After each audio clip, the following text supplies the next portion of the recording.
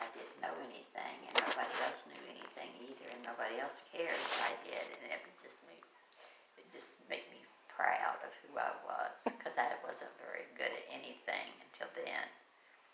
And it was then when I won those trophies that they were giving out, I really felt good. It was a traveling trophy. We didn't get to keep it. We would just keep it until they gave us another book to read.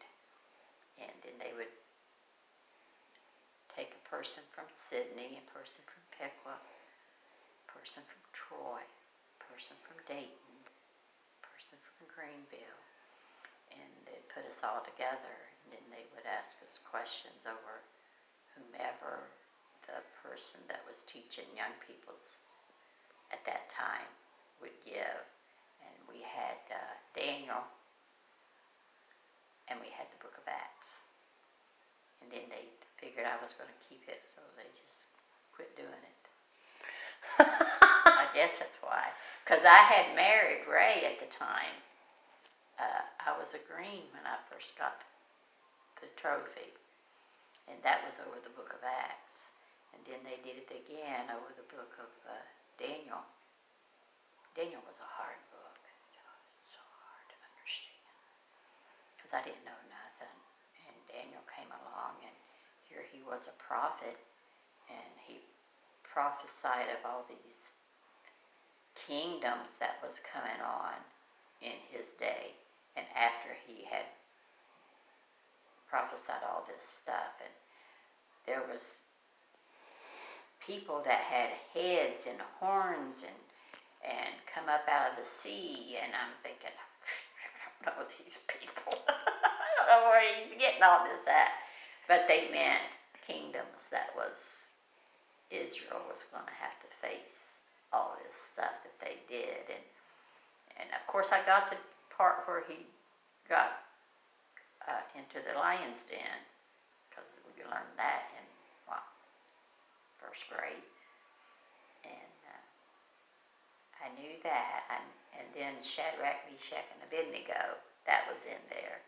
And I knew that part. But then when he got into these dreams that they were having, he would have a dream, and it would mean a kingdom or that was coming up, or a king of a certain age, you know. Then I got confused.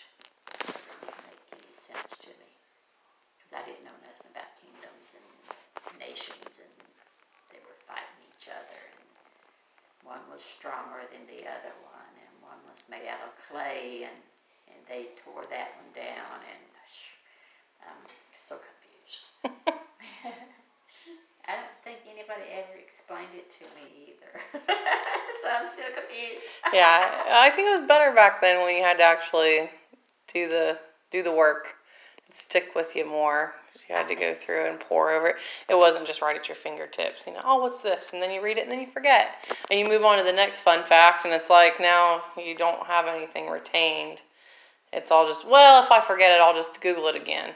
Yeah. You know, so that's one reason why I've been trying to get in the habit of writing all this stuff down. I cannot go to Google and remember anything that Google tells me. Yeah, I don't think many people do.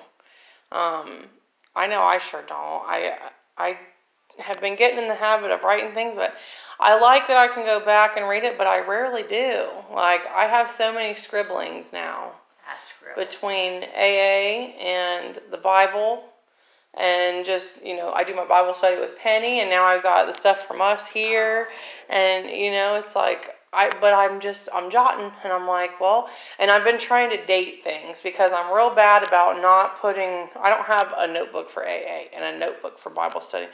Maybe eventually I'll get that organized, but right now I'm just like proud of myself that I have a pen and paper. Yeah. And I'll just start there, because I'm not going to not write it down anymore just because I don't have it organized the way that I think I should. It's not an excuse. Just write it, but if I can just remember to put down a date, then eventually, if I ever want to, I can go through and organize that stuff later. And maybe once I do that one good time, I'll say, well, I better start keeping this organized from the get-go, because I don't want to do this again. I did that. Angie was wanting to know how you made a buttermilk pie. Oh, yeah, because you made one for that book club thing. And I was supposed to make another one. And then this coronavirus and stuff come along. Oh, yeah. And I thought, I can't never remember what comes next. And then they said, beat an egg until it's frothy. And I'm thinking, what in the world is frothy? Frothy. That word. And I'm thinking, I don't know what that is.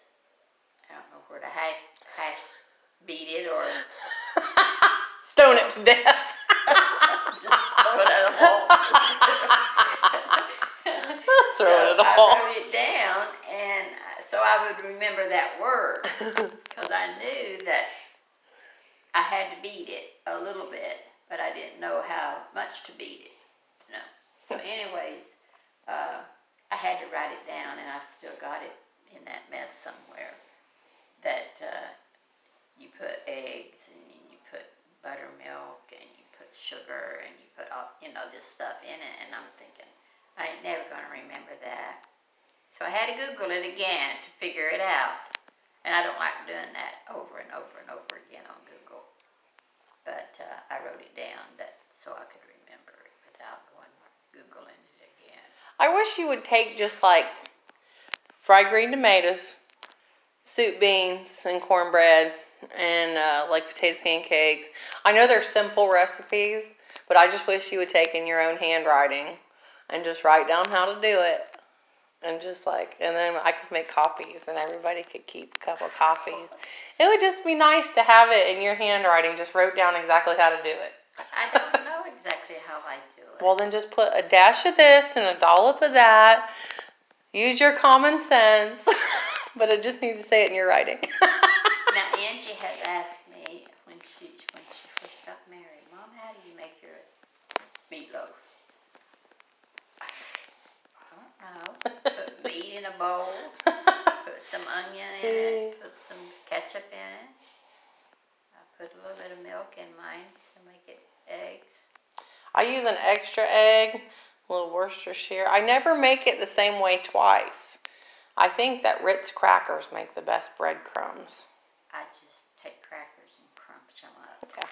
Yeah, a lot of times all I have is saltines, but I feel like the Ritz gives it a better flavor. Sweet. Just a little bit, yeah. I've put bacon, cheddar, and jalapenos in it before. I found a recipe online. Oh, I made bacon, cheddar, jalapeno deviled eggs one time. They were good. Really? I only put a jalapeno on every other one in case somebody didn't want it spicy. But, oh man, they were good. Put some cheddar cheese in. That's all you do is just add cheddar cheese and bacon bits. And then put a little jalapeno on top. What I'd like to know how to do real good is to make deviled eggs. I can make them, but they never turn out the way that I want them to. It seems like I'm missing something when I make them. And I would make stuff that Ray would eat, like meatloaf. He would love my meatloaf, and a lot of people did that I make it for. But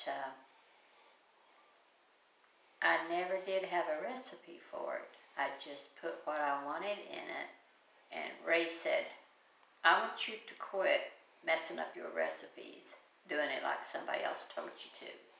Because you do, you mess it up. Now leave it alone. Now leave it alone. More or less is what he said. Hey. All right. Or I'd make beans, and then somebody else says, oh, I don't do it that way. Well, how do you do it? And oh, this person used to make the best beans, and I'd think, well, how do you do it? And then I'd change it, and Ray would notice it. I'd do it, but